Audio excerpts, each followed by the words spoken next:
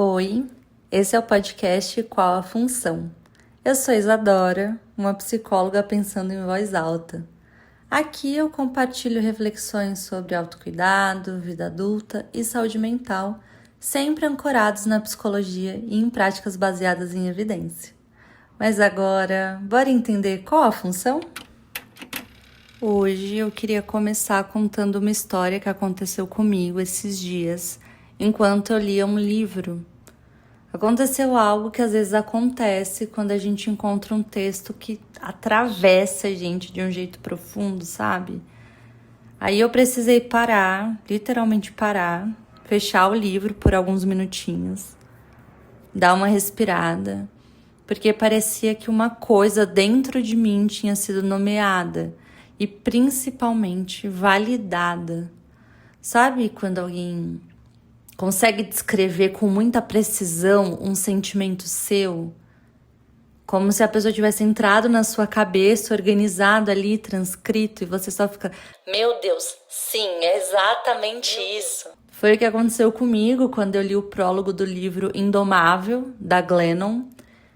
Esse prólogo se chama Guepardo, e antes de continuar a conversa de hoje, eu quero muito ler esse texto para vocês, porque ele vai ser o chão que a gente vai caminhar nos próximos minutos. E eu fiz algumas relações a partir do texto, algumas reflexões. Eu poderia resumir, mas perderia muito a força que o texto tem. E eu acredito mesmo que algumas histórias precisam ser escutadas inteiras. Então eu vou ler o texto agora, presta atenção, que vai valer a pena. 2 verões atrás, eu e minha esposa levamos nossas filhas para o zoológico. Enquanto caminhávamos, vimos uma placa anunciando o maior evento do local, a Corrida do Guepardo. Seguimos as famílias que buscavam os melhores lugares para assistir e encontramos uma parte vazia perto do percurso. Nossa filha mais nova, Ama, subiu nos ombros da minha esposa para ver melhor. Uma tratadora loira animada com um colete caque apareceu segurando um megafone e a coleira de um labrador amarelo. Fiquei confusa. Não sei muito bem sobre animais, mas se ela ia tentar convencer minhas filhas de que aquele cachorro era um guepardo, eu ia pedir um reembolso. Ela começou a falar: "Bem-vindos, pessoal! Vocês estão prestes a conhecer nossa guepardo que se chama Tabita. Vocês acham que essa é a Tabita?" "Não!" gritaram as crianças. "Essa labradora fofinha aqui é a Minnie, a melhor amiga da Tabita. Nós apresentamos as duas quando Tabita era muito filhotinha e criamos Minnie e Tabita um ao lado da outra para domá-la. Tudo que Minnie faz, a Tabita também quer fazer." A tratadora fez um gesto para um jipe estacionado atrás dela. Um coelhinho de pelúcia cor-de-rosa estava amarrado ao para-choque com uma corda esfiapada. Ela perguntou: "Quem tem um labrador em casa?" Várias mãozinhas se ergueram. "Seu labrador gosta de brincar de pique-pega?" "Sim!" gritaram as crianças. "Bom, a Minnie ama correr atrás desse coelhinho. Então, primeiro Minnie vai fazer a corrida do guepardo, enquanto Tabita observa para se lembrar de como se faz. Então, vamos fazer uma contagem regressiva. Vou abrir a jaula da Tabita e ela vai correr.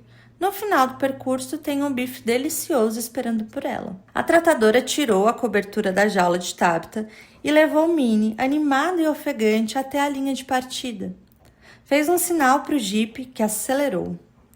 A jovem soltou a coleira de Minnie e todos observamos enquanto a labradora amarela se divertia perseguindo um coelhinho cor-de-rosa encardido. As crianças aplaudiram loucamente e os adultos secaram o suor da testa. Finalmente, era a vez do grande momento de Tabita. Todos fizemos a contagem regressiva em uníssono. 5, 4, 3, 2, 1. A tratadora abriu a porta da jaula e o coelhinho foi levado mais uma vez. Tabita disparou, totalmente concentrada no coelho, um pontinho borrado. Ela cruzou a linha de chegada em segundos. A tratadora apitou e jogou um bife para Tabita, que prendeu no chão com as patas fofas e gigantescas. Se abaixou e começou a mastigar, enquanto o público aplaudia. Eu não bati palmas. Estava enjoada. A domesticação de Tabita parecia familiar. Fiquei observando Tabita mastigando o pedaço de carne no chão de terra do zoológico e pensei: dia após dia, esse animal selvagem corre atrás de um coelhinho sujo de pelúcia, através de uma pista estreita e conhecida que as pessoas criaram para ela, sem nunca olhar para a direita ou para a esquerda, sem nunca pegar aquele maldito coelho, se contentando com um bife do mercado e com a aprovação distraída de estranhos suorentos, obedecendo a todas as ordens dos tratadores, exatamente como Minnie, a labradora que ela foi treinada a acreditar que é, sem perceber que caso se lembrasse da sua ferocidade, mesmo que por um só momento, poderia matar todos os tratadores. Quando Tabita terminou o bife, a tratadora abriu o portão que levava a um pequeno campo cercado. Tabita entrou e o portão se fechou atrás dela. A tratadora pegou o megafone de novo e quis saber se alguém tinha uma pergunta. Uma menininha de uns 9 anos, talvez, ergueu a mão e disse: a Tabita não fica triste? Ela não sente falta da selva? Desculpa, não ouvi, disse a tratadora. Pode repetir? A mãe da menininha falou mais alto. Ela quer saber se a Tabita sente falta da selva. A tratadora sorriu e respondeu: não, a Tabita nasceu aqui. Nunca conheceu outro lugar. Nunca viu a selva. Tabita tem uma vida boa. Está muito mais segura aqui do que estaria na selva. Enquanto a tratadora contava alguns fatos sobre guepardos nascidos em cativeiro, minha filha mais velha, Tishi, me cutucou e apontou para Tabita. Naquele campo, longe de Minnie e dos tratadores, a postura de Tabita mudara. Sua cabeça estava altiva e ela caminhava pelo perímetro circundando as fronteiras criadas pela cerca, de lá para lá, parando somente para encarar algo além da jaula. Era como se ela estivesse se lembrando de algo. Parecia majestosa e um pouco assustadora. Tishi sussurrou para mim: mamãe, ela ficou selvagem de novo. Eu assenti e voltei a encarar Tabita, que continuava marchando pela área. Gostaria de perguntar para ela: o que está acontecendo dentro de você nesse momento? Eu sabia o que ela me diria. Ela diria: tem alguma coisa errada na minha vida. Eu me sinto inquieta e frustrada. Tenho a sensação de que as coisas deveriam ser melhores do que isso. Imagino savanas abertas e horizontes sem cercas. Quero correr e caçar e matar. Quero dormir sobre um céu de silêncio e escuridão, cheio de estrelas. É tudo tão real que quase consigo sentir o gosto. Então, Tabita olharia de volta para a jaula, o único lar que já conheceu. Olharia para os tratadores sorridentes, para o público entediado, para sua melhor amiga ofegante, saltitante, suplicante, a labradora. Ela suspiraria e diria: eu deveria ser grata. Tenho uma vida boa o bastante aqui. É loucura desejar algo que nem existe. Então eu diria: Tabita, você não é louca. Você é a porra de um guepardo.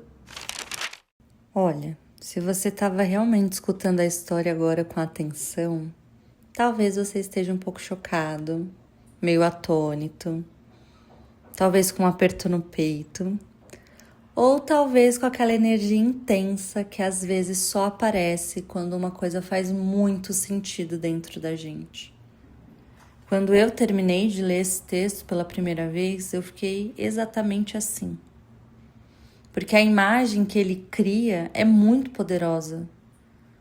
É um animal selvagem, rápido, potente, que nasceu para correr quilômetros em campo aberto, mas passa a vida correndo em círculos dentro de uma jaula. E em algum momento, Tabita até esquece que nasceu para correr. Uma palavra que ficou comigo quando eu terminei de ler essa história, que ficou mesmo ecoando na minha cabeça, foi domesticação.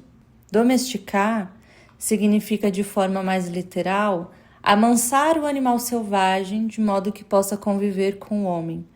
E no sentido mais figurado, significa tornar-se educado para o convívio social, civilizar-se. Ou seja, domesticar é transformar algo selvagem em algo adequado, mais previsível, mais controlável, mais obediente. Mas o que esse texto me fez perceber é o quanto essa lógica também aparece na forma como pessoas são socializadas no mundo, e especialmente, claro, na forma como as mulheres são socializadas. Desde muito cedo a gente aprende pequenas regras sobre como existir, como a gente deve falar, o quanto a gente deve falar e quando falar, como ocupar espaço ou não ocupar, como lidar com a raiva ou como principalmente esconder a raiva, como lidar com o próprio corpo, como ser agradável, como não ser demais. E essas regras vão aparecendo de forma tão cotidiana, tão programada para não percebermos, que ficam escondidas ali nas entrelinhas. Enquanto isso, elas vão moldando a nossa forma de existir. Parece realmente que existe um molde, e quanto mais a gente consegue caber dentro desse molde, mais aceitação a gente recebe, mais aprovação, mais uma pseudo-tranquilidade sustenta nossas relações. Mas, quando alguma coisa escapa desse molde, essa resposta social costuma vir muito rápido e geralmente aparece a punição social. Uma menina que fala muito pode ser chamada de mandona. Uma mulher que coloca limites pode ser chamada de difícil. Uma mulher que se expressa, que demonstra que está com raiva, pode ser chamada de exagerada. Uma mulher que ocupa espaço, que se posiciona, pode ser chamada de arrogante. E aos poucos, a gente vai aprendendo uma coisa muito importante. Certos comportamentos custam caro socialmente. Então, muitas pessoas começam a fazer pequenos ajustes. A gente começa a diminuir, suavizar, se conter, se adaptar, se domesticar. A punição social, ela é muito poderosa. A gente, enquanto ser humano, é uma espécie social. E, historicamente, a sobrevivência dependia da aceitação do grupo, por conseguir alimento, estar em segurança. E talvez por isso essas respostas sociais de desaprovação sejam tão frequentemente aversivas.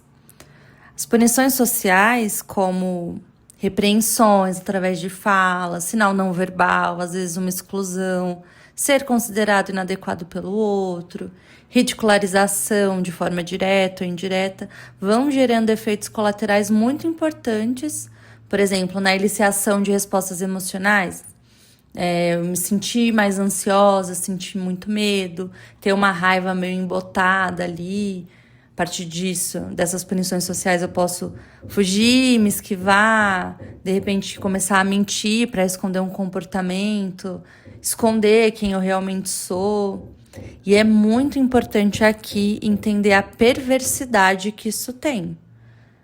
A gente pode ver essa domesticação em diferentes contextos. O trabalho também é um deles.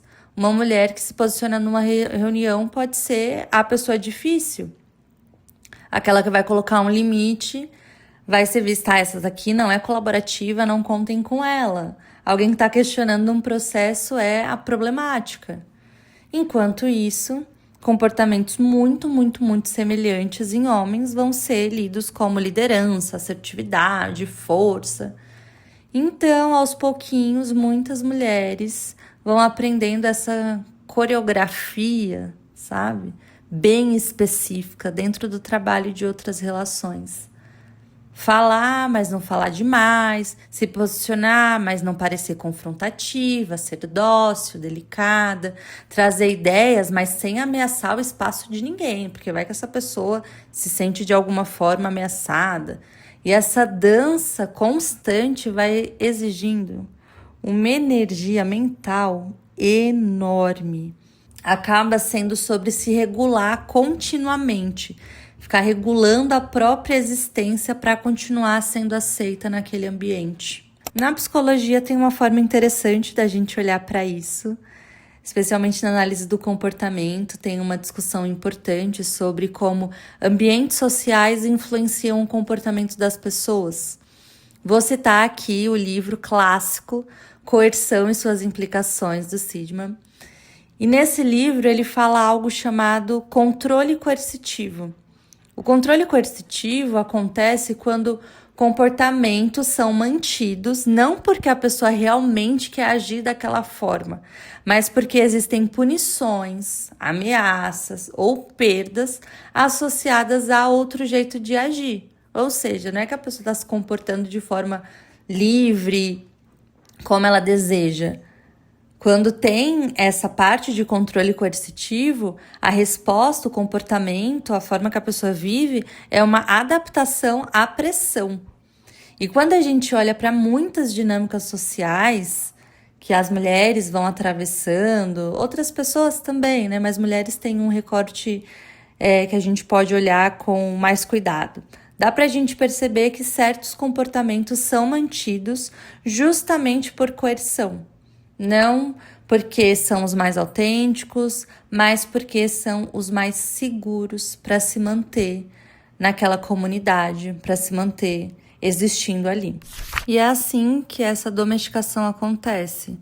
Não necessariamente essas grades tão visíveis, mas com pequenas contingências sociais repetidas milhares de vezes ao longo da vida, a gente aprende o que é recompensado e também a gente aprende o que é punido. Às vezes nem de forma direta, a gente aprende pelo modelo do que está acontecendo ali, né, com outras pessoas. E lentamente a gente vai ajustando o próprio comportamento para evitar certos desconfortos ou só para a gente se manter em segurança. Até que em algum momento, talvez a gente nem saiba mais onde termina quem a gente é de verdade e onde começa o molde, o que é cada coisa. Essa separação fica muito difícil de ser feita. Pensando em tudo, assim, né, eu voltei para o título do livro, que é Indomável, e fui entender o significado. Indomável é aquele que não se pode domar ou amansar, que não pode subjugar, é invencível e irrefreável. Talvez rebeldia também seja uma palavra que combine com indomável, fiz um paralelo. Mas quantas vezes essa palavra rebeldia aparece de uma forma crítica, associando alguém problemático, difícil, não tão pejorativo mesmo. Mas eu vejo um paralelo entre rebeldia e contra-controle.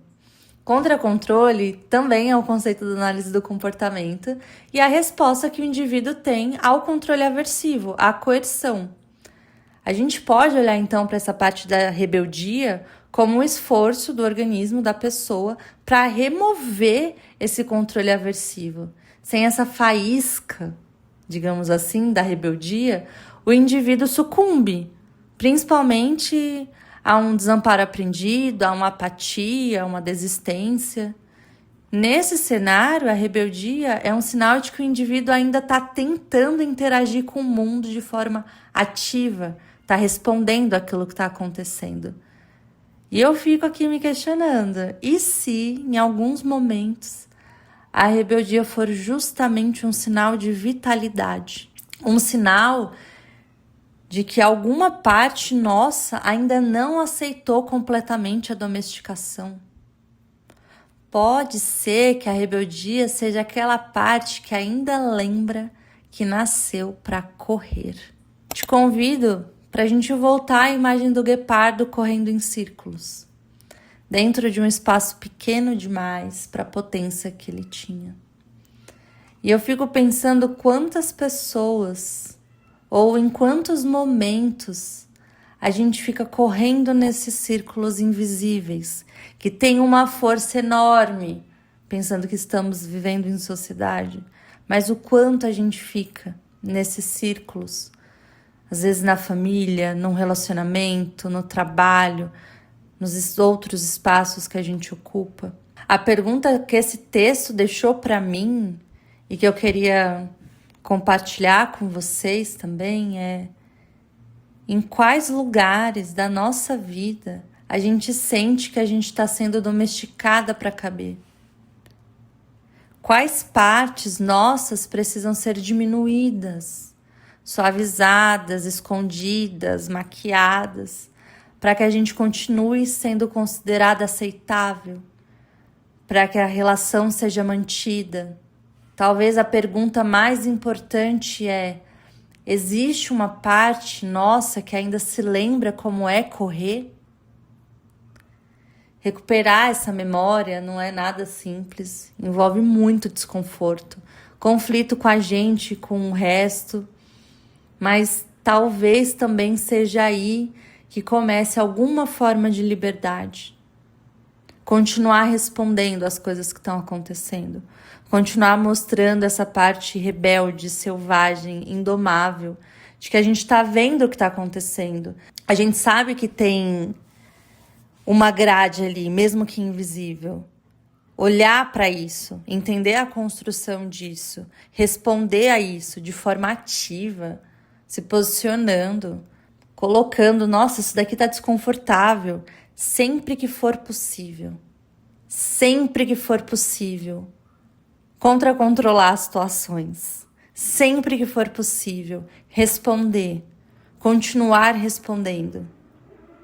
Continuar correndo. Eu fico pensando quão grandioso é a gente manter isso vivo.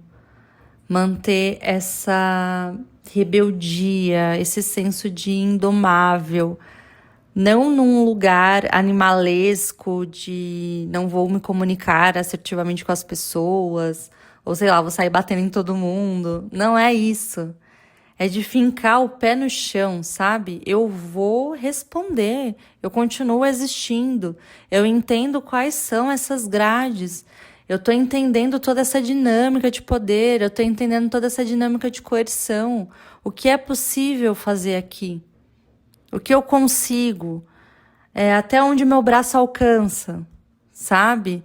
Se empoderar disso, se colocar e também entender que, assim como você, outras pessoas de outros grupos estão atravessando também essa coerção. E o fazer individual é muito exaustivo, mas o fazer em grupo é grandioso. Fomenta mesmo, traz força. Então, se conectar com outras pessoas que também estão indomáveis, com outras pessoas que também vão confrontar, que vão ter um pensamento crítico, que vão discutir sobre as coisas, que vão se aprofundar. Isso traz força para você também. Isso traz vitalidade para o seu pensamento. Isso faz com que você lembre com mais facilidade que você pode correr, que você pode se posicionar, que tem uma galera falando que é errado, mas essa galera está interessado em te sugar. A quem serve a sua domesticação? A quem serve você dizer tudo bem para tudo? Pensa nisso. Obrigada por me ouvir. Obrigada por pensar comigo. Não esquece de avaliar o podcast se você está ouvindo pelo Spotify, de comentar. Ou se você está ouvindo pelo YouTube, de deixar um curtir, se fez sentido para você toda essa reflexão. Compartilha também com pessoas que estão indomáveis junto com você ou que precisam entender sobre sua própria rebeldia. E no próximo episódio a gente continua investigando com calma. Esse foi o Qual a Função. Até a próxima!